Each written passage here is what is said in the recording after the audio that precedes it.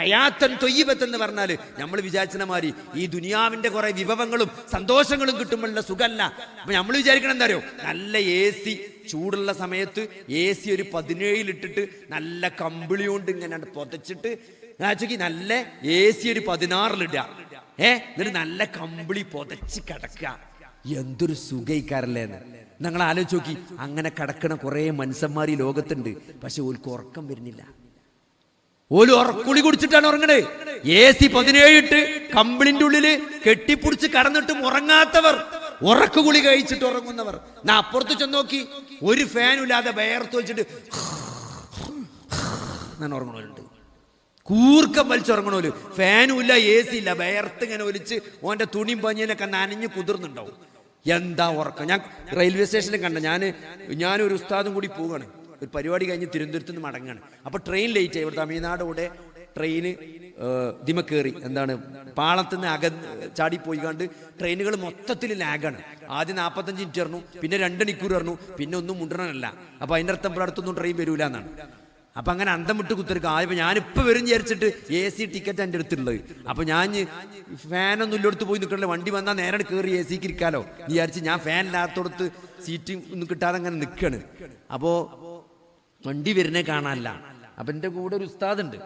അപ്പൊ ഞാൻ ചോദിച്ചു, ഫലനുഹിയന്നഹും ഹയാത്തൻ ത്വയ്യിബത്തെന്ന് ഖുർആനിലൊരു ആയത്തുണ്ട്. അപ്പൊ അതെങ്ങനെയാണ്? അള്ളാഹുവിൽ വിശ്വസിക്കുകയും സൽക്കർമ്മം പ്രവർത്തിക്കുകയും ചെയ്യുന്ന നല്ല വിശ്വാസികൾക്ക് അള്ളാഹു നല്ലൊരു ജീവിതം നൽകുമെന്ന് പറഞ്ഞിട്ടുണ്ട്. അപ്പൊ ഞാൻ ഉസ്താദിനോട് ചോദിച്ചു, ഈ ജീവിതം എന്ന് പറഞ്ഞത് സ്വർഗത്തിന്റെ പറ്റിയാണ്, ദുന്യാവിൽ നല്ലൊരു ജീവിതം കിട്ടുമെന്ന് ചോദിച്ചു. ദുന്യാവിൽ നല്ല ജീവിതം കിട്ടും എന്ന് പറഞ്ഞു. അപ്പൊ അതെങ്ങനെയാ ചോദിച്ചത്? അപ്പൊ എന്നോട് മൂപ്പര് കാണിച്ചു തരാണ്. നല്ല ഒരാളുണ്ട് അവിടെ കിടന്നുറങ്ങണം. നമ്മളെ കൂടെ പരിപാടിക്ക് വന്ന ഒരാളാണ്, നല്ല താടിയൊക്കെ ഉള്ള ഒരാളാണ്. മൂപ്പരുണ്ട് വേർത്തൊലിച്ച് ഒരു പരിക്കമുണ്ട് വിരിച്ചിക്കണം അവിടെ. ആ പരിക്കമുണ്ടിൽ ഇങ്ങനെ കിടന്നിട്ട് കൂർക്കം വലിച്ചുറങ്ങണം. ഇതാണ് ഹയാത്തൻ ത്വയ്യിബത്തൻ എന്ന് പറയുന്നത്.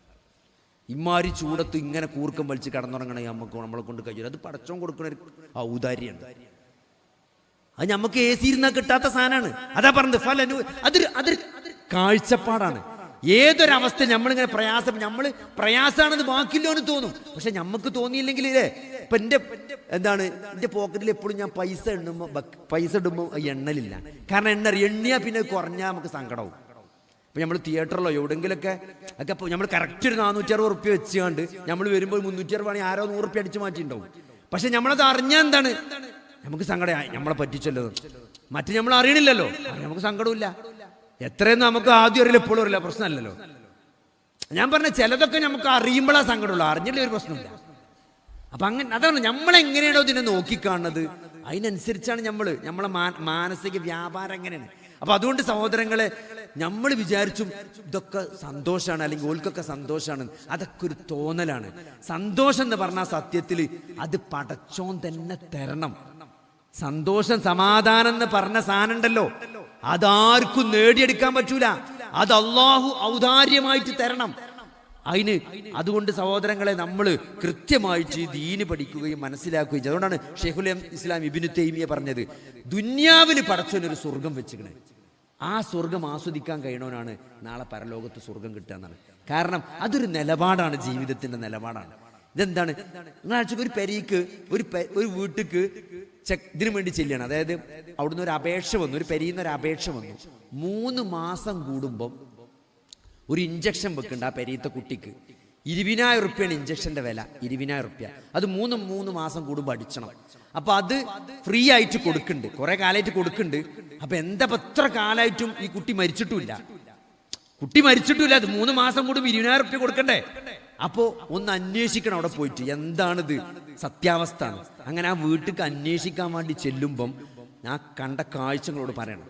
എന്തിനോ, നിങ്ങൾക്ക് ആർക്കെങ്കിലും നിങ്ങൾക്ക് ജീവിതത്തിൽ എന്തെങ്കിലും ഒരു സങ്കടം ഉണ്ടെങ്കിൽ നിങ്ങൾ മനസ്സിലാക്കണം, നിങ്ങളതൊന്നും ഒരു സങ്കടമല്ല.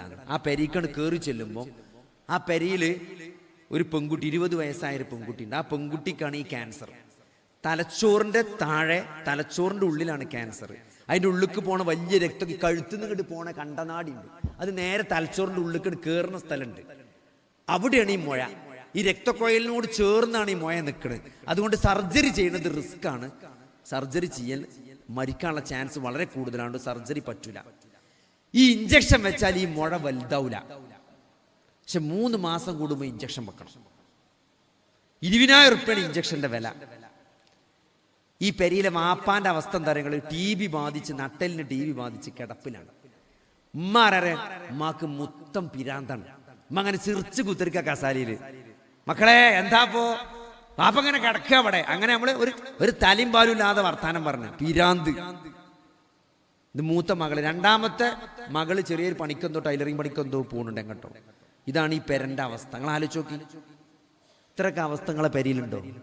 അതുകൊണ്ട് സഹോദരങ്ങളെ, നമ്മൾ എന്തെങ്കിലും ഒരു കാര്യം, ഇളച്ചന്റെ പെര വലുതായി എന്നുള്ളതുകൊണ്ട് അല്ലേ, ഇളച്ചിക്ക് ഇളച്ചൻ എന്തോ കൊടുത്തുകണ് അല്ലേ, ഇപ്രാവശ്യം പെരുന്നാക്കൊക്കെ ഒരു ഗിഫ്റ്റ് കൊടുത്തുകണ്, ഒരു മാല കൊടുത്തുകണ്, ഒരു മോതിരം, വെഡിങ് ആനിവേഴ്സറി. ചില ആൾക്കാർ പറയും ഓളെ വെഡിങ് ആനിവേഴ്സറിക്ക് ഇളച്ചിക്ക് വാങ്ങിക്കൊടുത്ത് നിങ്ങൾ കണ്ടോ?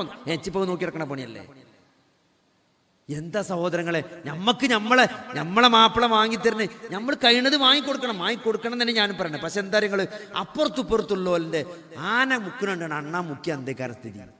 നിങ്ങൾ ആലോചിച്ച് നോക്കി. ഇളച്ചൻ കയറ്റുന്ന പേരാ, മൂത്തച്ഛൻ കയറ്റുന്ന പേരാ, അല്ലെങ്കിൽ അവിടുത്തെ അലോകക്കാരൻ കയറ്റുന്ന പേരാ, മറ്റേ എളാപ്പാന്റെ മക്കൾ കയറ്റുന്ന പേരാ. അതൊക്കെ നോക്കിയിട്ടല്ലല്ലോ നമ്മളെ പെരാന്ന് പറഞ്ഞാൽ നമ്മളെ തടിയും മണ്ണും നമ്മളെ കാലിന്റെ മുട്ടുവേദനയും നോക്കിയിട്ട് കയറ്റിയാൽ പോരെ നമ്മളെ പെര. ഇപ്പൊ എൻ്റെ ഒരു സുഹൃത്ത് പേരായിട്ട് ഓൻ പറയാം, 7ാമത്തെ ദിവസം ഓന് പേസ്റ്റും ബ്രഷും എടുത്ത് താഴത്തേക്ക് പോന്നാത്രേ. ഓൻ ഉണ്ടാക്കിയപ്പം വലിയ ബെഡ്റൂമൊക്കെ മേലെ ഉണ്ടാക്കി ഓന് കിടന്നുറങ്ങണം. 7ാമത്തെ ദിവസമായപ്പം പേസ്റ്റും ബ്രഷും കൊടുത്ത് മൂപ്പര് താഴത്തെ റൂമൊക്കെ പോകുന്നു. പിന്നീട് കയറി നോക്കിയിട്ടില്ല. ഓന്റെ മാസ്റ്റർ ബെഡ്റൂമും വേണ്ട, ഒരു തേങ്ങയും വേണ്ട. 7 ദിവസം നിന്നത് ആ റൂമിൽ. പക്ഷെ അത് ഉണ്ടാക്കിയപ്പോൾ നിങ്ങൾ ആലോചിക്ക്, ഒരു കൊല്ലൊക്കെ ആ പെരപ്പണി നടക്കുമ്പോൾ അങ്ങനെ പോയി നോക്കിയിട്ട് ഓന് കിടക്കാനുള്ള റൂമാണല്ലോ അത്, അതിന്റെ പണിയും എന്തൊക്കെ സ്വപ്നവും കണ്ടിട്ടുണ്ടാവും. വെറും 7 ദിവസമായാലും നിന്ന് താഴത്തെ ചെറിയ റൂമിൽ വന്നപ്പോൾ നിൽക്കണം. അത് മതി, വേറെ കയറി പോകാനാവൂലെന്ന്. അപ്പൊ അതുകൊണ്ട് ഇതൊക്കെ നമ്മൾ തോന്നലാണ്. വലിയ പെര നമ്മളെ മുട്ടിനും കാലിനും വണ്ണത്തിനൊക്കെ അനുസരിച്ച് അതിന്റെ പെരം വലിപ്പമൊക്കെ ഉണ്ടാക്കിയാൽ മതി. ഇനി ആരും വന്നിട്ടില്ലെങ്കിലും പണിയെടുക്കാനൊന്നും ഇനി ആരും കിട്ടൂല. പണ്ടത്തെ മാരിയൊന്നല്ല ഇപ്പോൾ ആൾക്കാർ. അതുകൊണ്ട് ഇതൊക്കെ തേച്ചു ഓറാനൊക്കെ ഇതൊക്കെ ഒന്ന് അടിച്ചേരണ്ടേ. കാരണം കഴിഞ്ഞ ദിവസം നമ്മളെ നാട്ടിലെ വലിയ മുതലാളിയുണ്ട്. അയാളെ പെരിയിലെ മരുക്കള് ഒരു മൂത്ത മരുണ്ട്. അപ്പൊ ഓനെ പള്ളിക്ക് നടക്കർക്ക് കാണും ഞാൻ. അപ്പൊ കാണുമ്പോൾ പറയും, ഞങ്ങൾ മൂത്ത മരുക്കളെ മാപ്പ വീട്ടിലധികം റൂം ഉണ്ടാക്കും. വലിയ പൈസക്കാരനാണ്, നല്ല കൊടുക്കും, പിഷ്കനല്ല. പക്ഷെ മൂപ്പരെ പെരയില് ആകെ 4 റൂമുള്ളൂ. ഒരു റൂം മൂപ്പർക്ക്, ഒരു റൂം വയസ്സന്മാരാരെങ്കിലും മാപ്പിയമ്മയൊക്കെ ആരെങ്കിലും അമ്മായികളൊക്കെ വന്നാൽ നിൽക്കാള്, ഒരു റൂം ആണുങ്ങൾക്ക്, ഒരു റൂം പെണ്ണുങ്ങൾക്ക്. ഇനി മരുക്കളൊക്കെ വന്ന ആണുങ്ങളൊക്കെ ഒരു റൂമിലും പെണ്ണുങ്ങളൊക്കെ ഒരു റൂമിലും. ഓരോ 5 മക്കളുടെ 5 ബെഡ്റൂം ഉണ്ടാക്കി വെച്ചിട്ടില്ല. ഇനി നമ്മളെന്താ കൊല്ലത്തിൽ എന്തെങ്കിലും നടക്കുന്ന ഒരു കല്യാണത്തിനും തക്കാരത്തിനും ഈ 5 മരുക്കൾക്കും വന്ന് നിൽക്കുക 5 റൂം ഉണ്ടാക്കിക്കുക. എന്നിട്ടോ ബാക്കിലീസൊക്കെ അത് ഒഴിഞ്ഞടക്കുക. എന്നിട്ട് അത് നന്നാക്കാൻ ആളെ കിട്ടില്ല. അതിങ്ങനെ പെയിന്റ് അടിച്ച് അതിന് ആൾക്കാർ മല്ലിക്കിട്ടുക. ഇങ്ങനെ ആഴ്ച ഇയാൾ വരെ 3 റൂമേ ഉണ്ടാക്കിയിട്ടുള്ളൂ. എന്നിട്ട് മരുക്കളൊക്കെ വരുമ്പോൾ ആണുങ്ങളൊക്കെ ഒരു റൂമിലാണ് കിടക്കാന്ന്. ഒരീസല്ലേ ഒരു തമാശയും പറഞ്ഞ് കിടക്കും. എന്നിപ്പോ അവനാന്റെ പെണ്ണുങ്ങളെപ്പോലെ കിടക്കാം. ഔടി പെണ്ണുങ്ങളെപ്പം കിടക്കണോ? ഞാൻ പറഞ്ഞെന്തരോ സഹോദരങ്ങളെ, അപ്പൊ അതുകൊണ്ട് നമുക്കൊരു കാഴ്ചപ്പാട് വേണം ജീവിതത്തിൽ. അപ്പൊ അതിന് സന്തോഷം ഉണ്ടാവും. ഇത് വലിയൊരു പെരണ്ടാക്കാൻ വേണ്ടി വലിയ പെരെല്ലാം മുഴുവൻ വിറ്റ് തൊലച്ച് പെരണ്ടാക്കി, എന്നിട്ട് അവസാനം ഇടങ്ങേറിപ്പെട്ട് ചില പെരക്കെ അങ്ങനെ നിൽക്കണാണ് കുറെ കാലമായിട്ട്. അപ്പൊ ഞാൻ ചോദിക്കും, ഇതെന്താ? അതെന്താ പറയാ, മൂപ്പര് വലിയ ആവേശത്തിൽ ഉണ്ടാക്കിയപ്പോ മൂപ്പര് ഡൗൺ ആണ്. എന്നിട്ട് 5 കൊല്ലമായിട്ട് പെരങ്ങനെ കിടക്കുക. ഇപ്പൊ പെയിന്റ് അടിച്ചാലും കൂടി വെച്ചാ പെയിന്റ് അടിച്ചാലേ കായും കൂടി ഇല്ല മൂപ്പരെടുത്ത്. എന്തിനാ അവനാന്റെ കൊത്തിയാ പോരെ, കൊത്തിയാ പോരെ. അപ്പൊ അതുകൊണ്ട് സഹോദരങ്ങൾ, നിങ്ങൾ ആലോചിച്ച് നോക്കി, അള്ളാന്റെ റസൂല് പറഞ്ഞ എത്ര, ഈ ദുനിയാവ് എന്ന് പറഞ്ഞാല് ഒരു വഴിയാത്രക്കാരനെ പോലെയാണ്.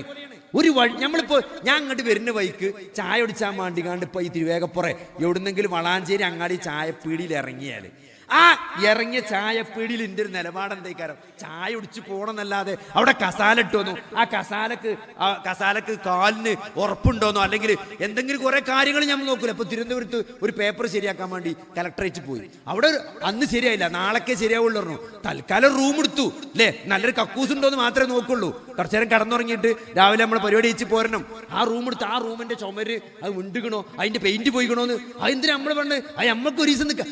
അത്ര ഒരു വിശ്വാസിയെ സംബന്ധിച്ചിടത്തോളം ഈ ദുനിയാവിനോടുള്ള താല്പര്യം അത്ര മതി അല്ലെ. ദുനിയാവിന്റെ കാര്യം തരങ്ങള് അതെപ്പോഴും നീട്ടിവെക്കണം എന്നാണ് അല്ലെ. ഒരു പെരണ്ടാക്കാന്ന് പെരണ്ടാക്കാം. പക്ഷെ ആഖിറത്തിന്റെ കാര്യമാകുമ്പോ തരങ്ങള് നിങ്ങൾ ഇപ്പൊ മരിക്കുന്ന ആളെ പോലെയാണെന്നാണ്. ഒരു ചെടി നടണോ, ഒരു മരം നടണോ, അത് വേണം നടുക. എന്നാലിപ്പോ പെരിയില് എന്താണ് ഗേറ്റ് നമുക്കൊന്ന് ഇലക്ട്രോണിക് ആക്കണം. കുട്ടികൾക്കൊക്കെ ഒരു അഭിപ്രായം റിമോട്ടിന്റെ ഗേറ്റ് വേണം. എല്ലായിടത്തും ഇപ്പൊ റിമോട്ടിന്റെ ഗേറ്റാ. ഞമ്മക്കും വേണം കാറിന്ന് സ്വിച്ചിട്ട എന്ന് പറഞ്ഞാൽ തുറക്കണ ഒരു ഗേറ്റ്, എന്ന് പറഞ്ഞാൽ അടിയുന്ന ഒരു ഗേറ്റ്. കുട്ടികൾക്കൊരാഗ്രഹം. അപ്പൊ പറയണേ വെക്കണം നമുക്ക് വെക്കണം. ഞാൻ ഒന്ന് അന്വേഷിക്കണം. കുറെ കാലം നമ്മൾ അന്വേഷിക്കുക. കണ്ടെത്തിക്കണ്, ഞാൻ ഒന്നുകൂടി നോക്കാണ്ടെന്നൊക്കെ പറഞ്ഞിട്ട് അതിങ്ങനെ ചവിട്ടി പിടിച്ച് കൊണ്ടുപോകുക. എന്നാലോ പള്ളിന്റെ ഒരു പിരിവ് വരുമ്പോഴോ അത് അപ്പ തന്നെ കൊടുക്കണം. ഇവിടെ നേരെ തിരിച്ചാ, അവിടെ പള്ളി ഉണ്ടോ എന്ന് അന്വേഷിക്കട്ടെ, അത് ആരുതാണ് നോക്കട്ടെ, അതിന്റെ അപ്പുറത്ത് പള്ളി മദ്രസ ഉണ്ടോ നോക്കട്ടെ. എന്തിനാ അപ്പൊ അവിടെ ഒരു പള്ളി? ചോദ്യങ്ങൾ, വലിയ CBI എൻക്വയറി. എന്നിട്ട് 10 റുപ്യ എടുത്തു കൊടുക്കുക. ഓൻ്റെ എൻക്വയറി ഒക്കെ കഴിഞ്ഞിട്ട് 10 റുപ്യ കേട്ടാ തോന്നുന്നു 10 ലക്ഷം കൊടുക്കാൻ പോവാണ്. എന്നാലോ റിമോട്ടിലുള്ള ഗേറ്റ് വേണമെന്ന് അറിയുമ്പോഴോ അപ്പൊ തന്നെ ആള് വന്നു റിമോട്ടുള്ള ഗേറ്റ് വെച്ചു. അതല്ല, നിങ്ങൾ ഈ ദുനിയാവിൽ ജീവിക്കുമ്പോ എന്താ നിങ്ങള് മരണം ഇന്ന് മരിക്കണപ്പോൾ ആളെ പോലെ പെരുമാറണം. എന്ത്? ആഖിറത്തിന്റെ വിഷയത്തിൽ. ദുന്യാവിന്റെ വിഷയമാണെങ്കിലോ നിങ്ങൾ ഈ ദുന്യാവിൽ കാലാകാലം ജീവിക്കണ പോലെ പെരുമാറണം എന്ന് പറയുമ്പോൾ ചില ആൾക്കാർ മനസ്സിലാക്കിയത് എന്താ അറിയോ? വലിയ പെരണ്ടാക്കണം, ഉണ്ടാക്കുമ്പോൾ വലിയ പെരണ്ടാക്കണം, കാലാകാലം നിൽക്കാനുള്ള പെരാണ്. അതല്ല ഹദീസിന്റെ അർത്ഥം. ആ ഹദീസിന്റെ അർത്ഥം അത് പരമാവധി ചവിട്ടിപ്പിടിച്ച് കൊണ്ടുപോകണമെന്ന്. ഇവിടെ പേരല്ലേ, നാളെ ഉണ്ടാക്കാലോ മറ്റന്നാളെ ഉണ്ടാക്കാലോ എന്ന് പറഞ്ഞ് ചവിട്ടി പിടിച്ച് ഇങ്ങനെ കൊണ്ടുപോകണം. ആ ദുന്യാവിന്റെ കാര്യം. ആഖിറത്തിന്റെ കാര്യം ടപ്പട്ടറിന് വേണം തീർത്ത് പോകണം. കാരണം എപ്പോഴാണ് മരിച്ചെന്ന് പറയാൻ പറ്റൂല. അതാണ് ഒരു വിശ്വാസിയുടെ നിലപാട്. നിങ്ങൾ ഇബ്നു ഉമർ റളിയല്ലാഹു അൻഹു പറഞ്ഞാണ്, അള്ളാന്റെ റസൂൽ പറഞ്ഞതാണ്, നിങ്ങൾ ഈ ദുനിയാവിലൊരു വഴിയാത്രക്കാരനാണെന്നാണ്. വഴിയാത്രക്കാരനാണ്. ഇവിടെ ഇറങ്ങി ചായ കുടിച്ചുമ്പം എത്ര ലാഘവമാണ്, എത്ര കെയർലെസ് ആയിരിക്കും നമ്മൾ ആ സ്ഥലത്തെ കുറിച്ച്. അത്ര ദുനിയാവിന് അങ്ങനെ ഒരു ഇമ്പോർട്ടൻസ് പടച്ചോൻ കൊടുത്തിട്ടില്ല. അള്ളാന്റെ റസൂല് പട്ടിണി കിടന്നിട്ടാണ് മരിച്ചതെങ്കിൽ, അള്ളാന്റെ റസൂലിന്റെ വയറ്റില് തന്റെ പടയങ്കി ജൂതന്റെ അടുത്ത് പണയം വെച്ച ഗോതമ്പുമായിട്ടാണ് അള്ളാഹുവിന്റെ റസൂല് വഫാത്തായതെങ്കിൽ, ഉറങ്ങി എണീറ്റ സന്ദർഭത്തിൽ ആ പരിപരുത്ത ഈത്തപ്പനയുടെ ഓലമടഞ്ഞ ആ പരുക്കൻ ഈത്തപ്പനയുടെ മട്ടലിന്റെ പാട് റസൂലിന്റെ ആ പുറം ഭാഗത്ത് പതിഞ്ഞിട്ടുണ്ടെങ്കിൽ സഹോദരങ്ങളെ, അള്ളാന്റെ റസൂല് എത്രത്തോളം പട്ടിണിയിലായിരുന്നു, അള്ളാഹുവിന്റെ റസൂലിന് എത്രത്തോളം ദുനിയാവ് അള്ളാഹു കൊടുത്തിട്ടുണ്ട് നമ്മൾ ആലോചിക്കണം. അതുകൊണ്ട് അങ്ങനെ ദുനിയാവിനൊരു ഇമ്പോർട്ടൻസ് ഉണ്ടെങ്കിൽ അള്ളാന്റെ റസൂല് റിച്ച് ചെയ്യുന്നു. അള്ളാന്റെ റസൂല് സുലൈമാൻ നബിയെ പോലെ ആകുമായിരുന്നു സഹോദരങ്ങളെ. അതുകൊണ്ട് അതിനൊരു ഇമ്പോർട്ടൻസ് പടച്ചോൻ കൊടുത്തിട്ടില്ല. പക്ഷെ ദുനിയാവ് വേണം. കാരണം റബ്ബന ആതിന ഫിദ്ദുനിയ ഹസനതൻ വഫിൽ ആഖിറതി ഹസനതൻ വഖിന അദാബന്നാർ എന്ന് പ്രാർത്ഥിക്കാനാണ് അള്ളാഹു നമ്മളെ പഠിപ്പിച്ചത്. പക്ഷേ ആ ദുനിയാവ് എന്താകരുത്? ആഖിറത്തിനെ മറപ്പിക്കുന്ന ജീവിതത്തിന്റെ ലക്ഷ്യത്തെക്കുറിച്ച് നമ്മളെ മറപ്പിച്ചു കളയുന്ന, നമ്മളെ വഞ്ചിതനാക്കുന്ന ഒന്നായി മാറരുത് എന്നതാണ് ഇസ്ലാം നിഷ്കർഷിക്കുന്നത്. അല്ലാതെ ദുനിയാവ് നേടാനോ ദുനിയാവ് നിരുത്സാഹപ്പെടുത്തുന്നോ ഇസ്ലാം ചെയ്യുന്നില്ല. ഇസ്ലാം പ്രോത്സാഹിപ്പിക്കുക തന്നെ ചെയ്യുന്നത്. പക്ഷേ എന്ത് വേണം? അള്ളാഹുവിനെ മറക്കുന്നൊരവസ്ഥ ദുനിയാവ് കൊണ്ട് ഒരു വിശ്വാസിക്ക് ഉണ്ടാകാൻ പാടില്ല എന്ന് ഓർമ്മപ്പെടുത്തിക്കൊണ്ട് അവസാനിപ്പിക്കുകയാണ്. അതുകൊണ്ട് ഇസ്സത്ത് എന്നത്, പ്രതാപം എന്നത് സഹോദരങ്ങളെ, അത് അള്ളാഹുവിനും റസൂലിനും ഈ വിശ്വാസികൾക്കുമാണ്. അതെന്തുകൊണ്ടാണ്? അത് ഈ ദീന് കൊണ്ടാണ്. അള്ളാഹുവിൻ്റെ ഇന്നദ്ദീന ഇൻദല്ലാഹിൽ ഇസ്ലാം, അള്ളാഹുവിൻ്റെ അടുക്കൽ സ്വീകാര്യമായ ഈ ഇസ്ലാം കൊണ്ടാണ് ഒരാൾക്ക് ഇസ്സത്ത് ഉണ്ടാകുന്നത്. അതുകൊണ്ട് അത് പഠിക്കണം, അത് മനസ്സിലാക്കണം, അത് പ്രയോഗവൽക്കരിക്കണം. അല്ലേ? അത് പഠിച്ചാൽ മാത്രം പോരാ, അത് ജീവിതത്തിൽ കാണണം. നമ്മളൊക്കെ എന്താ പറയുക, നമ്മളൊക്കെ അത് ജീവിക്കുന്ന ഇസ്ലാമിന്റെ അംബാസഡർമാരായിട്ട് നമ്മൾ മാറണം. നമ്മളെ കണ്ട് ആളുകൾ ഇസ്ലാമിലേക്ക് വരുന്നൊരവസ്ഥ ഉണ്ടാകണം. നമ്മളെ സാമീപ്യം നേടാൻ ആളുകൾ ആഗ്രഹിക്കണം. അയാൾ നല്ലൊരു വിശ്വാസിയാണ്, അയാൾ നല്ലൊരു മുസ്ലിമാണ്, അയാൾ നല്ല പ്രാക്ടീസ് ചെയ്യുന്ന ഒരു വിശ്വാസിയാണ് എന്ന് ആളുകൾ പറയുന്ന രൂപത്തിലേക്ക് ഒരു പ്രാക്ടീസിങ് ആയിട്ടുള്ള മുസ്ലിങ്ങളായിട്ട് നമുക്ക് മാറാൻ സാധിക്കണം. അതെങ്ങനെയാണ് സഹോദരങ്ങളെ? അത് വിശ്വാസത്തിലൂടെ, അത് നമ്മൾ ഏകദൈവ വിശ്വാസത്തിലൂടെ, അത് അള്ളാഹുവിന്റെ റസൂലിനെ അനുകരിക്കുന്നതിലൂടെ, ആ പ്രവാചകനെ നമ്മൾ പഠിക്കുന്നതിലൂടെ, ആ പ്രവാചകനെ നമ്മൾ ഫോളോ ചെയ്യുന്നതിലൂടെ, ആ പ്രവാചകന്റെ ജീവിതം നമ്മൾ മറ്റുള്ളവർക്ക് കാഴ്ച വെച്ച് കൊടുക്കുന്നു. കുൻതും ഖൈറ ഉമ്മ, നിങ്ങളാണ് ഏറ്റവും ഉത്തമ സമുദായം, ഉഖ്രിജത് ലിന്നാസ്, ജനങ്ങൾക്ക് വേണ്ടി പുറപ്പെടുവിക്കപ്പെട്ട ഏറ്റവും ഉത്തമമായ സമുദായം നിങ്ങളാണ് എന്ന് ഈ പ്രപഞ്ചത്തിന്റെ സൃഷ്ടാവ് നമ്മളെ പറ്റി പ്രഖ്യാപിച്ചിട്ടുണ്ടെങ്കിൽ അതൊരു അലങ്കാരമല്ല, അതൊരു ഉത്തരവാദിത്തമാണ്. എന്താണ്? തൻഹൗന, അത് എന്താണ്? അത് നമ്മൾ തഅ്മുറൂന ബിൽ മഅറൂഫ്, സദാചാരം കൽപ്പിക്കുന്ന, നന്മ കൽപ്പിക്കുന്ന, വതൻഹൗന അനിൽ മുൻകർ, ദുരാചാരങ്ങൾ വിരോധിക്കുന്ന, തിന്മകളെ വിരോധിക്കുന്ന ഒരു സമുദായമാണ് നിങ്ങളെങ്കിൽ, അങ്ങനെയാണെങ്കിൽ നിങ്ങളാണ് ഏറ്റവും ഉത്തമന്മാർ എന്ന ഈ പ്രപഞ്ച സൃഷ്ടാവിന്റെ അറ്റസ്റ്റേഷൻ ഉണ്ട്, അംഗീകാരമുണ്ട്, സർട്ടിഫിക്കറ്റ് ഉണ്ട് സഹോദരങ്ങളെ. അതുകൊണ്ട് നിങ്ങൾ തയ്യാറുണ്ടോ? നമ്മളെ പറ്റി ആളുകൾ പറയും തുബാലിൽ ഖുറബാ, അപരിചിതർക്ക് മംഗളം, ബദൽ ഇസ്ലാമു ഗരീബൻ, ഇസ്ലാം അത് അപരിചിതമായിട്ടാണ് തുടങ്ങിയത് അല്ലേ? വളരെ കുറച്ച് ആളുകളിൽ നിന്ന് തുടങ്ങിയതാണ്. എന്നിട്ടോ ഇത് വളരെ 180-200 കോടിയിലേക്ക് എത്തി നിൽക്കുകയാണ്. ഇനി ഇതിന്റെ യഥാർത്ഥ ആചാരങ്ങൾ വളരെ കുറച്ച് ആളുകളിലേക്ക് ഒതുങ്ങിക്കൂടുന്ന ഒരവസ്ഥയിലേക്ക് ഇത് മടങ്ങിക്കൊണ്ടിരിക്കുകയാണ്. അതുകൊണ്ട് സഹോദരങ്ങളെ, അപരിചിതർക്ക് മംഗളമെന്നാണ്. അവസാന കാലം വരുമ്പം വളരെ കുറച്ച് ആളുകൾ മാത്രമാണ് ദീന് മുറുകെ പിടിക്കുക. അത് ഉള്ളംകൈയിൽ ഒരു തീക്കനൽ മുറുകെ പിടിച്ച് എത്രത്തോളം പ്രയാസമുണ്ടാകുമോ അത്രത്തോളം പ്രയാസം സഹിച്ചുകൊണ്ടായിരിക്കും വിശ്വാസികൾ ദീന് മുറുകെ പിടിച്ച് ജീവിക്കുക എന്നാണ്. ആ ഒരു കാലഘട്ടത്തിലേക്കാണ് നമ്മൾ കടന്നുപോയിക്കൊണ്ടിരിക്കുന്നത്. അതുകൊണ്ട് ദീന് കൃത്യമായിട്ട് പഠിക്കുകയും മനസ്സിലാക്കുകയും അത് മറ്റുള്ളവർക്ക് എത്തിച്ചു കൊടുക്കുകയും അതിലുണ്ടാകുന്ന പ്രതിസന്ധികളിലും പ്രയാസങ്ങളിലുമെല്ലാം എന്ത് ചെയ്യുക, ക്ഷമിച്ചുകൊണ്ട് തവക്കുൽ ചെയ്തുകൊണ്ട് അള്ളാഹുവിൽ വരമേൽപ്പിച്ചുകൊണ്ട് നമ്മൾ മുന്നേറുക. അള്ളാഹു സുബ്ഹാനഹു വ തആല നമ്മളെ സഹായിക്കുമാറാകട്ടെ. അതുകൊണ്ട് നമ്മൾ ഈ ഒരു കാലഘട്ടത്തിൽ ജീവിക്കുന്ന സമയത്ത് ഈ ലിബറലുകൾ, നമുക്കറിയാം ലിബറൽ ചിന്ത എന്ന് പറഞ്ഞാൽ എന്താ വെച്ചാൽ ഈ സ്വതന്ത്ര ചിന്ത, നമ്മളെ കുട്ടികളൊക്കെ ഇപ്പൊ പിടികൂടുന്ന ഒരു സാധനം അതാണ്. അതെന്താ വെച്ചാൽ നമ്മൾ കൃത്യമായിട്ട് അവിടെ ഒരു ഇസ്ലാമിന് സ്പേസ് കൊടുക്കും. ലിബറൽ ചിന്താഗതി എന്ന് പറഞ്ഞാൽ എന്താ വെച്ചാൽ തോന്നുന്നത് പ്രവർത്തിക്കുക എന്നുള്ളതാണ്. നമുക്ക് എന്താണോ ഇഷ്ടം അത് ചെയ്യാം. അപ്പൊ അത് ആരിഷ്ടമാണ് ചോദിച്ചാല്, ഇപ്പൊ ഒരാൾക്ക് നിങ്ങൾക്ക് എന്താ ഇഷ്ടം ചോദിച്ചാല് അത് അയാളുടെ ഇഷ്ടമല്ല. സത്യത്തില് ഇവിടെ ഭൂരിപക്ഷം ആളുകൾ എന്തൊക്കെയാണോ കാട്ടിക്കൂട്ടുന്നത് അതാണ് എല്ലാവരുടെയും ഇഷ്ടമായിട്ട് വരിക. അതാണ് ഇപ്പൊ ലിബറൽ ചിന്താഗതി എന്ന് പറഞ്ഞാൽ എന്താണ്? ഇപ്പൊ മുസ്ലിം കുട്ടികൾ തട്ടിടുന്നില്ല, അതൊക്കെ ലിബറൽ ചിന്താഗതിന്റെ ഒരു ഭാഗമാണ് അല്ലെ? തട്ടിടുന്നില്ല, ലിപ്സ്റ്റിക് ഇടുന്നു, അവർ പാൻറ്റും ജീൻസൊക്കെ ഇട്ട് നടക്കണ്, അവർ കല്യാണത്തിന് താല്പര്യമില്ല എന്ന് പറയണത്. എന്താ ഇപ്പൊ കല്യാണം കഴിച്ചിട്ട് ഒറ്റയ്ക്ക് ജീവിച്ചൂടെ? ഒറ്റയ്ക്ക് ജീവിച്ചാൽ എന്താ കാഫിറായി പോകുമോ അല്ലെ? വൈതെറ്റി പോകുമോ? അങ്ങനെ മുസ്ലിം അല്ലാതാകുമോ? അങ്ങനെ കല്യാണം കഴിക്കണം ഇസ്ലാമിൽ നിർബന്ധമുണ്ടോ? അങ്ങനെ എല്ലാത്തിനും ചോദ്യം ചെയ്തുകൊണ്ട് ഇതെന്താ പറയുക, ചോദ്യം ചെയ്യുമ്പോൾ നമ്മൾ ഭയപ്പെടേണ്ട ഒരു കാര്യം എന്താ വെച്ചാല്, ഈ ഒരാള് എന്താണ് ഇസ്ലാമിന്റെ നിയമങ്ങൾ അനുസരിക്കാതിരിക്കുക എന്നുള്ളത്, ഇപ്പൊ ഒരാൾ നിസ്കരിക്കാതിരിക്കുക എന്നുള്ളത്, ഒരാൾ പലിശ വാങ്ങുക എന്നുള്ളത് അത് തെറ്റാണ്, അത് ഹറാമാണ്. ഒരാള് പലിശ വാങ്ങുക എന്നുള്ളത് ഹറാമാണ്. എന്നാൽ ഒരാൾ ചോദിക്കാണ് പലിശക്ക് എന്താ കുഴപ്പം, പലിശ വാങ്ങിയ എന്താ പ്രശ്നം? അത് കുഫറാണ് അല്ലേ? ഞാൻ പലിശ വാങ്ങാണ് എന്നുള്ളത് എന്താണ്? അത് ഹറാമാണ്, അത് എനിക്ക് കുറ്റം കിട്ടും. അത് പടച്ചോൻ പുറത്തു വന്നാൽ ചിലപ്പോൾ എന്ത് ചെയ്യും, എനിക്ക് മാപ്പ് കിട്ടും. പക്ഷെ ഞാൻ ചോദിക്കണത് പലിശക്ക് എന്താ കുഴപ്പം? അത് തെറ്റൊന്നുമില്ല. അത് നബിന്റെ കാലത്തുള്ള വട്ടിപ്പലിശ അല്ല ഇപ്പത്തെ ബാങ്ക് പലിശ, അത് രണ്ടാണ്. അന്ന് നബി ഹറാമാക്കിയത് ഇന്നത്തെ ബാങ്ക് പലിശ അല്ല, ഇന്നത്തെ ബാങ്ക് പലിശയിൽ ഒരു കുഴപ്പമില്ല എന്നൊരാൾ പറഞ്ഞാല് അത് കുഫറാണ്. കുഫർ എന്ന് പറഞ്ഞാല് ഹറാമിന്റെ മുകളിലാണ്, അത് ദൈവനിഷേധമാണ് അല്ലേ? അള്ളാഹുവിന്റെ നിയമങ്ങളെയും റസൂലിന്റെ കൽപ്പനകളെയും നിഷേധിക്കലാണ്. അപ്പൊ ഈ ലിബറലിസം നമ്മളെ കൊണ്ടെത്തിക്കൂടെ ചോദിച്ചാല് തോന്നിയത് ചെയ്യുന്നൊരവസ്ഥയിലേക്ക് അല്ലേ? അവര് ഈ ഏതൊക്കെ ആളുകൾ കാട്ടിക്കൂട്ടുന്ന ചില കാര്യങ്ങൾ നമ്മളും ഇപ്പൊ നമ്മള് ഒരു നിയമത്തെയും നമ്മൾ അനുസരിക്കൂല എന്ന് പറഞ്ഞാൽ അങ്ങനെ അവിടെ ജീവിക്കാൻ പറ്റൂല.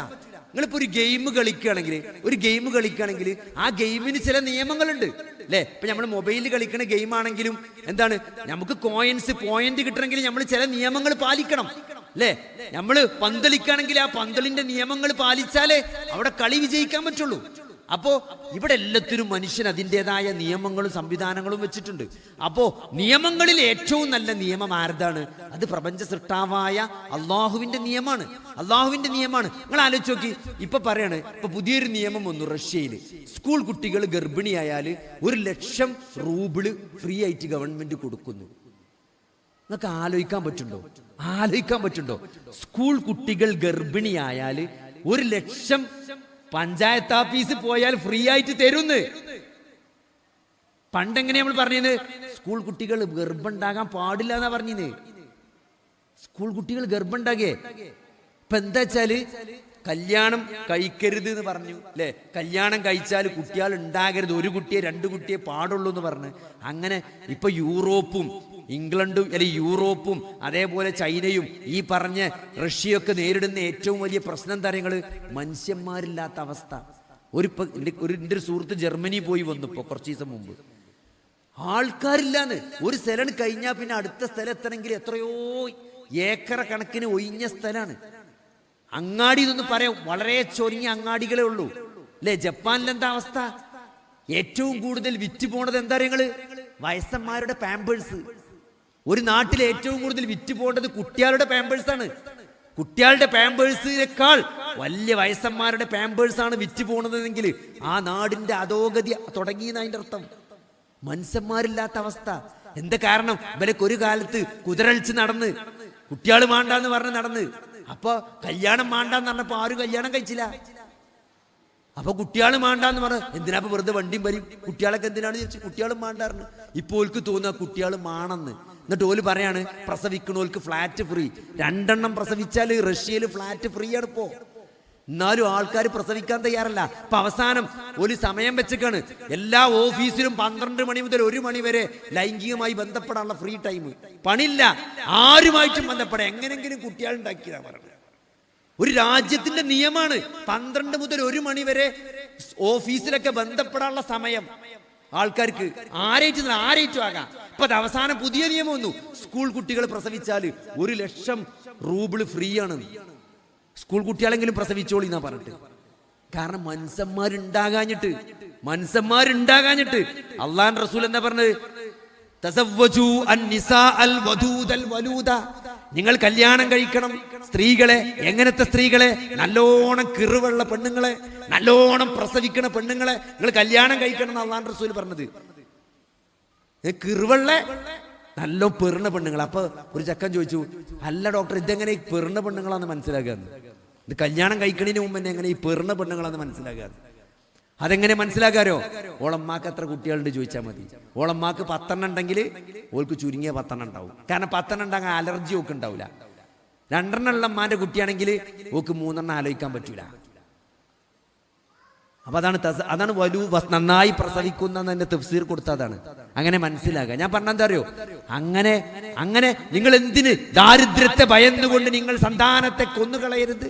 ഇപ്പൊ നിങ്ങൾ പെരയ്ക്ക് പുറത്തിറങ്ങി നോക്കണ്ടി. ഇപ്പൊ എന്റെ പെരന്റെ കപ്പുറപ്പുറക്കെ എല്ലാരെ പെരയിലും എന്താ അറിയോ? പേർഷ്യൻ കാറ്റ്, പൂച്ചക്കുട്ടി, നായ്ക്കുട്ടി. എന്നിട്ട് വലിയ വലിയ ആൾക്കാർ ഈ നായിനും പൂച്ചനായിട്ട് ഇങ്ങനെ നടക്കുക. അപ്പൊ എന്താ വെച്ചാൽ പെരയിൽ ആരുമില്ല, പേരക്കുട്ടികളില്ല, കുട്ടികളും പേരക്കുട്ടികളൊന്നുമില്ല, പിന്നെ പൂച്ചക്കുട്ടി തന്നെ. കാരണം അതൊരു മനുഷ്യന്റെ സ്വഭാവമാണ്. ഇങ്ങനെ ഉയിഞ്ഞൊടുക്കുക, ഒരു ചെറുതിനെ പിടിച്ചാണെന്ന് ഉയിഞ്ഞൊടുക്കുക, ഉമ്മൊടുക്കുക, അതൊക്കെ മനുഷ്യന്മാരുടെ വികാരമാണ്. അത് എത്ര പൈസ ഉണ്ടായാലും, നമ്മൾ എത്ര വലിയ പറമാണി ആയാലും, നമുക്ക് എത്ര ഫോൺ ഉണ്ടായാലും കമ്പ്യൂട്ടർ ഉണ്ടായാലും, ഇവിടെ എല്ലാവരും ജീൻസ് ഇട്ട് ലിപ്സ്റ്റിക് ഇട്ട് ചാടിക്കളിച്ചാലും മനുഷ്യന്റെ അടിസ്ഥാന വികാരമാണ് അണഞ്ഞൂട്ടി പിടിച്ച് ഉമ്മൊടുക്കുക എന്നുള്ളത്. അതിനൊരു കുട്ടി പെരയും വേണം, അതില്ലെങ്കിൽ പൂച്ച മാണ്ടി വരും. അത് പെരി കുട്ടികളിലേക്ക് പൂച്ചന്റെ ആവശ്യമല്ല, അതിന് ചെറിയ കുട്ടികൾ പെരിയുമാണ്. നിങ്ങൾ എന്തിനാ 4 നോമ്പ് നിർത്തണ്ടാണ്. അങ്ങനെ പ്രസവിക്കട്ടെ, എപ്പോഴും ഒരു ചെറിയ കുട്ടി പെരി ഉണ്ടാകട്ടെ. ഇത് തിന്നാൻ കിട്ടാത്ത പ്രശ്നമൊന്നുമില്ല ഇവിടെ എല്ലാ ഇപ്പൊ സ്കൂൾ മാഷന്മാരൊക്കെ പേടിച്ചിക്കാണ്. ആകെ ഇപ്പൊ കുട്ടികളുള്ളത് മലപ്പുറം ജില്ലയിലും കോഴിക്കോട് ജില്ലയിലും മാത്രമേ ഉള്ളൂ. ബാക്കിയുള്ള ജില്ലയിലൊന്നും ഇപ്പൊ കുട്ടികളില്ല. സ്കൂളൊക്കെ പൂട്ടിപ്പോകാണ്. പാലേന്ന് ട്യൂഷൻ സെന്ററുകാരൊക്കെ കംപ്ലീറ്റ് മലപ്പുറത്തേക്കും മലബാർക്കും ഇറങ്ങിയൊക്കെയാണ്. അവിടെ ഒന്നും മനുഷ്യന്മാരില്ല. അവിടെ എല്ലാവരൊക്കെ അമേരിക്കയിൽ തണ്ടിയും കുടികുത്തിരിക്ക പേടിച്ചു കണ്ട് CCTV മക്കളെ അമേരിക്കയിൽ നിന്ന് നോക്കുക. മാനാരാ കൊല്ലാൻ വരുന്നത് അമേരിക്കയിൽ നിന്ന് CCTV നോക്കുകയാണ്. അവിടെ രാത്രി ആകുമ്പോൾ ഇവിടെ പകല. രാത്രി കൊല്ലാൻ വരണമെങ്കിൽ ഓനോട് ഉറക്കൊഴിച്ചിക്കേണ്ടി വരും. അപ്പൊ അതാണ് സ്ഥിതി സഹോദരങ്ങളെ. അപ്പൊ ഇതിന് മാറ്റം വരണമെങ്കിൽ നമ്മൾ അള്ളാന്റെ നിയമങ്ങൾ അനുസരിക്കണം. നിങ്ങൾ ആലോചിച്ച് നോക്കി, ചൈനന്റെ ഇപ്പത്തെ അവസ്ഥ എന്താ പറയുക? ചൈനയില് ഒരു മാപ്പിളയും പെണ്ണുങ്ങളും, നിങ്ങൾ ആലോചിച്ച് നോക്കി, ഒരു മാപ്പിളയും പെണ്ണുങ്ങളും കല്യാണം കഴിച്ചു. ഒരാണും ഒരു പെണ്ണും കല്യാണം കഴിച്ചു. 2 ആൾ കേട്ടോ. ഓൾക്ക് 2 ആൾക്കും കൂടി ഒരു കുട്ടി. ഒരു കുട്ടിയെ പാടുള്ളൂ. ഇപ്പോൾ 2ാമത് ഇനി ഉണ്ടാക്കിക്കോളി എന്ന് പറഞ്ഞ ഗവൺമെന്റ്. ഇത് ഉണ്ടാക്കാത്തത് പപ്പടം ഉണ്ടാക്കുക, ഉണ്ടാക്കിക്കോളി എന്ന് പറഞ്ഞങ്ങനെ. പക്ഷെ ഇതുവരെ ഇപ്പൊ ഒരു കുട്ടിയുള്ളൂ. അപ്പൊ 2 ആൾക്ക് ഒരു കുട്ടി. ഞാൻ അതിന്റെ മേലെടുത്ത് നോക്കിയാൽ മതി. ഈ ആണിന് ഒരു ബാപ്പിയും ഒരു ഉമ്മി, ഈ പെണ്ണിന് ഒരു ബാപ്പി ഒരു ഉമ്മി. ഇപ്പൊ മേലെ 4 വയസ്സന്മാര്, താഴെ 2 ആൾക്കാര്, അതിന്റെ താഴെ ഒരാള്. ഈ വയസ്സന്മാരായ ആൾക്കാർ 70-80 വയസ്സുള്ള ഈ തള്ളിയും തന്തിയും ഓർക്കെന്നും കൊണക്കടൈക്കാരം. ആർക്കെങ്കിലും ഒരാൾക്ക് കൊണക്കെടില്ലാത്ത ഒരു ഈസം ഉണ്ടാവുമോ? ഇവരെ ആസ്പത്രിക്ക് കൊണ്ടാകാൻ ഇവിടെ ആളില്ല. കാരണം എന്താണ്? ഈ കുട്ടിന്റെ സ്കൂൾക്ക് പ്രോഗ്രസ് കാർഡ് ഒപ്പിടാൻ പോകണമെങ്കിലും മൂപ്പര് പോകണം. ഈ തള്ളനെ കൊണ്ടുപോകണമെങ്കിലും തന്തന്റെ തള്ളനെ ആസ്പത്രിക്ക് കൊണ്ടുപോകണമെങ്കിലും ഇമ്മ പോകണം. നമ്മളെ നാട്ടിലൊരു വല്യമ്മ 3 ആസ്പത്രി കിടക്കട്ടെ, 10 പേരക്കുട്ടികൾ ബൈക്കും കാറും ഒക്കെ കൂടി ഏറ്റ് വരും. ആരെ ബില്ലടക്കം? എത്ര ആൾക്കാരെ ഇവിടെ? ആൾക്കാർ 1000 വെച്ച് പിരിച്ചാൽ തന്നെ ബില്ലടക്കാം. പേരക്കുട്ടികൾ 1000 റുപ്യ വെച്ച് പിരിപ്പിച്ചാൽ ബില്ലടക്കണം. 25-30 പേരക്കുട്ടികളാണ് വല്യമാന്റെ ബില്ലടക്കാൻ ഇവിടെ നിൽക്കുന്നത്. ഇവിടെ ഒരു തന്തനെയും തള്ളനെയും നോക്കാൻ തന്നെ ആൾക്കാർ, ഈ 4 തന്തിയും തള്ളിയും, അത് ഒരു ചെറുപ്പക്കാർ, ഒരു കുട്ടി, എന്നിട്ട് കഷ്ടപ്പെടുകയാണ്. ഇത് ഒരു കുടുംബ സംവിധാനമാണ്. കുടുംബ സംവിധാനം പറഞ്ഞാൽ ശരിക്കും എങ്ങനെ അറിയങ്ങൾ? ഒരു ത്രികോണാണ്. അതിന്റെ മേലെ ചെറുതും താഴെ വലുതുമാകണം. തോനെ പേരക്കുട്ടികളും മേലെ ഒരു ഉമ്മയും ബാപ്പയും ഉണ്ടാവുമ്പോഴാണ് ഇങ്ങനെയൊക്കെ. അപ്പോഴാണ് ഇത് ഇങ്ങനെ നിൽക്കുള്ളൂ. മറ്റത് കമിഴ്ത്തി വെച്ച മാതിരിയാണ്. ഒരു കുട്ടി മേലെ 4 ആള്, താഴെ 1 ആള്. അങ്ങനെ കൗന്ന നിക്കണ്, അത് മുഖാനയിക്കണ്, അത് എങ്ങോട്ടും മുഖും. പടച്ചോൻ പറഞ്ഞതാണ് എന്ത്? നിങ്ങൾ ദാരിദ്ര്യത്തെ ഭയന്നുകൊണ്ട് സന്താനങ്ങളെ കൊന്നുകളയരുത്. അതുകൊണ്ട് സഹോദരങ്ങളെ, ഞാൻ ഇവിടുന്ന് ഇങ്ങോട്ട് പറയാണ്, ഇനി ഇവിടുന്ന് അങ്ങോട്ട് ഏറ്റവും വലിയ ശക്തി എന്ന് പറഞ്ഞാൽ മക്കളാണ്. നല്ലോണം ഉണ്ടാക്കിക്കൊള്ളി, ഒരു നഷ്ടം വരൂല. കാരണം ഫ്ലാറ്റും ഫ്രീട്ടും സ്കൂളിലൊക്കെ കുട്ടികളുണ്ടോ എന്ന് ചോദിച്ച് പെരി വന്ന് കൊണ്ടുപോകും കുട്ടികളെ. അങ്ങനത്തെ കാലാഞ്ഞ് വരാൻ പോണ്. മനുഷ്യന്മാരില്ലാത്ത കാലം. അന്ന് ഭാഗ്യവാന്മാരാകാരോ? തോന മക്കളുള്ളവരാണ്. അതുകൊണ്ട് ഇന്നെ പണിപ്പ തന്നെ തുടങ്ങിക്കോളി. പിന്നെ എപ്പോഴും നായ്ക്കുട്ടികളും പൂച്ചക്കുട്ടികളെന്ന് വാങ്ങി ഐറ്റങ്ങൾ. എപ്പോൾ ഒരു കുട്ടിതാ പൂച്ചന്റെ കടി ഇടിച്ചാണ് പേ ഇളകി മരിച്ചേക്ക. വളർത്തു പൂച്ചന്റെ കടി കിട്ടി പേ ഇളകി മരിച്ചേക്ക. എന്തൊരവസ്ഥയെ നോക്കി നിങ്ങൾ. മനുഷ്യന്മാരെ വളർത്തിക്കൂടെ കുട്ടികളെ? കാരണം വെച്ചാൽ കുട്ടികളെ വളർത്തുന്ന അത്ര ഇടങ്ങേറാണെന്ന് അപ്പോൾ ആൾക്കാരെ വിചാരം. കാരണം എന്താ വെച്ചോ, പണ്ട് ഇപ്പൊ നമ്മളെ നാട്ടില് ഒരു അമ്മോന്, ഒരു മൂത്താപ്പ, എളാപ്പ എല്ലാം കൂടി ഒരു കുറ്റിക്കെ തന്നെ ഉണ്ടാകുക. എന്നിട്ട് അവിടെ എന്താപ്പോ, അവിടെ ഒരാൾ സ്കൂൾക്ക് എല്ലാവരും നോക്കും. എളാപ്പിയും മൂത്താപ്പിയും എല്ലാവരും നമ്മളെ കുട്ടികളെ നോക്കും. ഇന്ന് ആരും നോക്കില്ല. ഇന്നിപ്പോ മാഷ് കണ്ണുരുട്ടിയ. ഇപ്പൊ ഞാൻ എപ്പോഴും ഓർക്കുന്നുണ്ട്, ഞാന് മഞ്ചേരി അങ്ങാടിയിൽ നേരെ റോഡ്സിന്റെ പുറത്ത് എൻ്റെ പേര, റോഡിന്റെ നേരെ പുറത്ത്. എൻ്റെ ജീവിതത്തിൽ ആദ്യമായിട്ട് എൻ്റെ ഏറ്റവും വലിയ ആഗ്രഹം എന്താ വെച്ചാൽ മഞ്ചേരി അങ്ങാടിയിലെ റോഡ് ഒറ്റക്ക് ക്രോസ് ചെയ്യണമെന്ന്. എൻ്റെ ജീവിതത്തിലെ ഏറ്റവും വലിയൊരു ആഗ്രഹം അതായിരുന്നു. അപ്പൊ കാരണം എന്താ വെച്ചാൽ നമ്മൾ മദ്രസക്കും സ്കൂൾക്കും വരുമ്പോൾ മാഷന്മാരാണ് അങ്ങോട്ടും ഇങ്ങോട്ടും ആക്കിത്തരാം. അപ്പൊ ഒരു ദിവസം ഞാൻ നേരത്തെ വന്നു, ഒറ്റക്ക് വില കുറിച്ചാ. അങ്ങനെ ഞാൻ അങ്ങനെ നോക്കി, അങ്ങോട്ടും നോക്കി ഇങ്ങോട്ടും നോക്കി, ഒരു ഒറ്റ പാച്ചിലാണ് പോയി. വണ്ടി വരുന്നില്ല, ഞാനോട് പാഞ്ഞു. അപ്പൊ അപ്പുറത്തൊരു പ്രസ് നടത്തുന്ന ബാപ്പു പറഞ്ഞാൽ മരിച്ചുപോയി. അത് മുണ്ടാനൊന്നും വയ്ക്കൂല, അള്ളാഹു പുറത്തു കൊടുക്കട്ടെ. ബാപ്പു നേരെ എന്നെ അണഞ്ഞൂട്ടി പിടിച്ചിട്ട് മണ്ടക്ക് 4 മേട്ടണം പേടി. അതായത് ആദ്യത്തെ ജീവിതത്തിലെ സന്തോഷ ഗിഫ്റ്റ് കിട്ടിയാണ്. ഒറ്റക്ക് റോഡ് മുറിച്ച സന്തോഷത്തിന് 4 മേട്ടം തലക്കണ് കിട്ടി. അപ്പൊ ഞാൻ പെരീച്ചെന്ന് പറഞ്ഞപ്പോ ഞാൻ എന്താ വിചാരിച്ച്, എന്റെ വാപ്പ വന്ന് ബാപ്പുവിന് ചീത്തറിയുന്ന വിചാരിച്ച്. എന്റെ വാപ്പ പറഞ്ഞു അങ്ങനെ തന്നെ കൊടുത്തോണ്ടി, അങ്ങനെ കുരുത്തക്കേട് കാട്ടി ഇഞ്ഞും കൊടുത്തോണ്ടി എന്ന് പറഞ്ഞു. നിങ്ങളത് കൊടുത്തു നോക്കി. ഇന്നൊരു ബാപ്പുവിന്റെ കജ്ജും കാലും എടുത്തിട്ടുണ്ടോ അവിടെ? അവിടെ അന്ന് ആർക്കും ബേജാറില്ല, ബാപ്പു നോക്കും വില കുറിച്ചത്. ഇന്ന് വല്യാപ്പിയും വല്യമ്മയും ഇങ്ങനെ നടക്കുക, ഒരു കുട്ടിനേറ്റ് ഇങ്ങനെ നടക്കുക അങ്ങോട്ടും ഇങ്ങോട്ടും. ചിലപ്പോൾ പള്ളിക്ക് കാണണം. എന്താ നിങ്ങളെ കാണാത്ത? ഞങ്ങളിപ്പോ മൂത്ത മോള് ഓൾക്കൊരു ജോലി കിട്ടിക്കണ് തിരുവനന്തപുരത്ത്. ഞങ്ങളിപ്പോൾ അവിടെ കോട്ടേഴ്സിലാണ്. ഒരു പേരക്കുട്ടിനെ നോക്കാൻ വേണ്ടി വാപ്പിയമ്മയും കൂടി കോട്ടേഴ്സിൽ പോയിക്ക. നിസ്കാരമില്ല. ആകെ ഒരു വെള്ളിയാഴ്ച ജുമാ തിരുവനന്തപുരത്തേക്ക് വരും. ഒരു പള്ളിയിൽ ആകെ ഇടങ്ങാറായിക്കണ്. അവസാന കാലത്ത് നിസ്കാരം നോമ്പൊക്കെ മര്യാദയ്ക്ക് കൊണ്ടുനടക്കേണ്ട കാലത്ത് ഒരു പേരക്കുട്ടിനെ നോക്കി നിസ്കരിച്ചാൽ സൗകര്യമില്ലാത്ത പള്ളിയില്ലാത്ത തിരുവനന്തപുരത്ത് പോയി കുത്തിരിക്കുക. ഞാൻ നോക്കണ്ടെന്നല്ല പറയണേ, നോക്കണം, നിങ്ങൾ നോക്കിക്കോളി. പക്ഷെ എന്താ പറയുക, നമുക്കൊരു നിലപാടുമാണ് ജീവിതത്തിൽ, നിലപാടുമാണ്. പള്ളിയിലോടുത്തൊരു വിശ്വാസി ജീവിക്കാൻ പാടുള്ളൂ. 5 നേരം പള്ളിക്ക് പോലും നിർബന്ധ ബാധ്യതയാണ്. അവസാന കാലം വെച്ച് പള്ളിക്ക് പോകാതെ എങ്ങനെ സഹോദരങ്ങൾ നിങ്ങൾക്ക് പെരീക്കൊന്ന് നിസ്കരിച്ചാൻ പറ്റുക 5 നേരം? അത്ര വലിയൊരു സാഹചര്യം ഉണ്ടെങ്കിൽ. അതുകൊണ്ട് ഞാൻ പറയുന്ന സഹോദരങ്ങളെ, നമ്മൾ കൃത്യമായിട്ട് ദീന് പഠിക്കണം, അത് പ്രാക്ടീസ് ചെയ്യണം. അതുകൊണ്ട് വിശ്വാസികളെ, അള്ളാഹുവിന്റെ കൽപ്പന, അള്ളാഹു പറഞ്ഞാണെന്ത്, നിങ്ങൾക്കും അവർക്കും ഭക്ഷണം നൽകുന്നത് ഞാനാണ്. ഫലാ തഖ്തുലൂ ഔലാദക്കും, നിങ്ങളുടെ മക്കളെ നിങ്ങൾ കൊന്നുകളയരുത്. മക്കളെ നിങ്ങൾ ദാരിദ്ര്യത്തെ ഭയന്നുകൊണ്ട് നിങ്ങൾ മക്കളെ കൊല്ലണ്ട. കുട്ടികളുണ്ടാവണം പേടിച്ചു കണ്ട് എല്ലാം കൂടി തിന്നാൻ കൊടുക്കാൻ എന്നെ കൊണ്ട് കഴിയൂല, പഠിപ്പിച്ചാൻ കഴിയൂല എന്ന് വിചാരിച്ചു കണ്ട് നിങ്ങൾ കുട്ടികളെ കൊല്ലേണ്ട ആവശ്യമില്ല. അവർക്കും നിങ്ങൾക്കും ഭക്ഷണം നൽകുന്നത് നാം ആണ് എന്ന് അല്ലാഹു സുബ്ഹാനഹു വ തആല വിശുദ്ധ ഖുർആനിൽ 1400 വർഷം മുമ്പ് പറഞ്ഞാണ്. അതുകൊണ്ട് പടച്ചോന്റെ നിയമങ്ങൾ ലംഘിച്ചോ സഹോദരങ്ങളെ, അവിടെ അതിൻ്റെ ഒരു ദുരനുഭവം നമ്മൾ ജീവിതത്തിൽ പേറേണ്ടി വരും. അത് ലിബറലിസം എന്നൊക്കെ പറഞ്ഞാൽ കുറേ ആൾക്കാർ അവർ തോന്നിയാസങ്ങൾ ചെയ്തു കൂട്ടിയത് അതിങ്ങനെ ഗ്ലോറിഫൈ ചെയ്തുകൊണ്ട് സ്ത്രീയെ ചൂഷണം ചെയ്യാൻ അല്ലേ. സത്യത്തിൽ എന്താ ചെയ്യണത്? സ്ത്രീനോട് അവരുടെ ഹൗറത്ത് മറക്കണ്ടെന്നും അവരുടെ നഗ്നത വെളിവാക്കണമെന്നും കല്യാണം കഴിക്കണ്ടെന്നും ആരുമായി ലൈംഗിക ബന്ധമാകാന്നും ഡേറ്റിംഗ് എടുത്താണ്. ഇപ്പൊ കല്യാണമല്ല, ഇപ്പൊ ഒന്നിച്ച് ജീവിച്ച് നോക്കുക. 10 കൊല്ലൊക്കെ 8 കൊല്ലൊക്കെ ഒന്നിച്ച് ജീവിക്കുക. കഴിഞ്ഞ ദിവസം ന്യൂസ് വായിച്ചു, 9 കൊല്ലം ഡേറ്റിംഗ് നടത്തിയേക്കാം. ഏത് ഡേറ്റിംഗ് പറഞ്ഞാൽ എന്താ? നിങ്ങള് കല്യാണം കഴിക്കാൻ പറ്റുമോ എന്നുള്ള ടെസ്റ്റ് ഡോസ് ഒരു ഒന്നിച്ചിങ്ങനെ ജീവിക്കാം. 9 കൊല്ലം ഒരു ടെസ്റ്റ് ചെയ്തു, എന്നിട്ട് ഒരു അവസാനം തീരുമാനിച്ചു എന്നാ കല്യാണം കഴിക്കാം. എന്നിട്ട് 6 മാസം കഴിഞ്ഞപ്പോൾ ഡൈവോഴ്സായി. 6 മാസം കഴിഞ്ഞപ്പോൾ ഡൈവോഴ്സായി. സഹോദരങ്ങളെ, ഈ കല്യാണം എന്ന് പറഞ്ഞാൽ ഇസ്ലാം ഒരു ഉത്തരവാദിത്തമാണ്. തിന്നാൻ കൊടുക്കണം, ഭയങ്കര ഉത്തരവാദിത്തമാണ്. ഒരു മീസാക്കൻ ഖലീലാണ്. ആ പെണ്ണിനെ ഏറ്റെടുക്കുമ്പോൾ അവർക്ക് നൽകേണ്ട ഉത്തരവാദിത്തങ്ങളും അവകാശങ്ങളൊക്കെ ഉണ്ട്. അല്ലാതെ തോന്നുന്നതുമായിട്ട് തോന്നിയ ആളുമായിട്ട് ലൈംഗികമെന്ന് നടത്തുന്ന ഒരു സ്വതന്ത്ര ലൈംഗിക ചിന്താഗതിയല്ല സഹോദരങ്ങളെ ഇസ്ലാം പഠിപ്പിക്കുന്നത്. അത് പരിപാവനമായ നിയമങ്ങളാണ്. അതുകൊണ്ട് ഇത് പ്രപഞ്ച സൃഷ്ടാവിന്റെ നിയമങ്ങളാണ് എന്ന് കൃത്യമായിട്ട് മനസ്സിലാക്കുക. ഈ കളിക്കുന്ന ഡാൻസും ഇതേപോലെ സുംബ ഡാൻസ് എന്ന ഡാൻസ് ഉണ്ട്. ഈ സ്കൂളിൽ എല്ലാവരും സുംബ കളിച്ചണം. എന്തിനാ സുംബ കളിച്ചത്? ലഹരിയിൽ നിന്ന് മുക്തമാക്കാൻ വേണ്ടിയിട്ടാണ്. എന്താ നിങ്ങൾ സുംബ, ഇങ്ങോട്ട് സുംബന്റെ റിഹേഴ്സലിന്റെ ഒരു വീഡിയോ കണ്ടു. മാഷന്മാർക്ക് സുംബ പഠിപ്പിച്ചു കൊടുക്കാൻ വേണ്ടിയിട്ട് മാഷന്മാർക്ക് ട്രെയിനിങ്. എന്നിട്ട് മാഷന്മാർ നല്ല മ്യൂസിക് ഇട്ടിട്ട് സുംബ കളിച്ച. എന്നിട്ട് അതാണ് ഈ കുട്ടികളെ പഠിപ്പിച്ചത്. സഹോദരങ്ങളെ, പാട്ട് സുംബയൊക്കെ എന്ത് ലഹരിക്കെതിരെ എന്താണ് ഈ സുംബ കളിച്ചാൽ കിട്ടുക മനസ്സിലായി. അതായത് പണ്ട് അമേരിക്കയിലൊക്കെ ഈ കഞ്ചാവ് അനുവദിച്ചിരുന്നു. അതായത് MDM ഭയങ്കര ഡേഞ്ചറാണ്.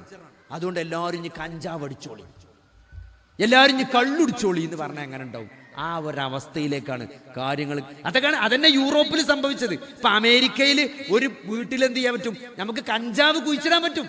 കഞ്ചാവ് നമുക്ക് ചെടിയായിട്ട് വെക്കാൻ പറ്റും. കഞ്ചാവ് എടുക്കാൻ പറ്റും. കഞ്ചാവ് അടിക്കാൻ പറ്റും. കാരണം എന്താ? അല്ലെങ്കിൽ MDMA അടിക്കുക.